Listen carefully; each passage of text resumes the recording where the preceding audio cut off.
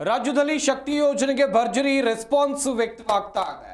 ಬಸ್ಸುಗಳಲ್ಲಿ ಕೆಎಸ್ಆರ್ಟಿಸಿ ಆಗಿರಬಹುದು, BMTC bus ಆಗಿರಬಹುದು, ಎಲ್ಲ ಕಣ್ಣಾಯಿಸಿದ್ರು ಕೂಡ ನೀವು ರಶ್ ಆಗಿರೋದನ್ನು ಗಮನಿಸಬಹುದು. ತುಮಕೂರು ಜಿಲ್ಲೆಯಲ್ಲಿ ಒಂದು ಘಟನೆ ನಡೆದಿದೆ. ಏನು ಅಂತ ಹೇಳಿದ್ರೆ, ಬಸ್ಸು ರಶ್ ಇತ್ತು, ಕೆಎಸ್ಆರ್ಟಿಸಿ ಬಸ್ಸು. ಮಹಿಳೆಯೊಬ್ಬರು ಬಸ್ನ ಒಳಗೆ ಹತ್ತಿದ್ದಾರೆ. ಆ ಸಂದರ್ಭದಲ್ಲಿ ಮಹಿಳೆಗೆ ಉಸಿರುಗಟ್ಟಿದೆ ಎನ್ನುವಂಥದ್ದು ಗೊತ್ತಾಗಿದೆ. ಅಷ್ಟೇ ಅಲ್ಲದೆ ಉಸಿರುಗಟ್ಟಿದಂಥ ಸಂದರ್ಭದಲ್ಲಿ ಅವರು ಜೋರಾಗಿ ಕಿರ್ಚ್ಕೊಂಡಿದ್ದಾರೆ. ಆ ಬಳಿಕ ಕಂಡಕ್ಟರ್ ಬಸ್ ನಿಲ್ಲಿಸಿ ಅವರನ್ನ ಇಳಿಸ್ಬಿಟ್ಟು ಹೋಗಿದ್ದಾರೆ.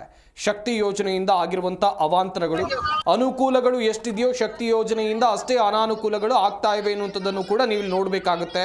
ತುಮಕೂರಿನ ಕುಣಿಗಲ್ ಪಟ್ಟಣದಲ್ಲಿ ನಡೆದಿರುವಂಥ ಘಟನೆ ಇದು. ಬಸ್ಸನ್ನು ನಿಲ್ಲಿಸಿ ಮಹಿಳೆಯನ್ನ ನಿರ್ವಾಹಕ ಕೆಳಗಿಳಿಸಿ ಹೋದರು.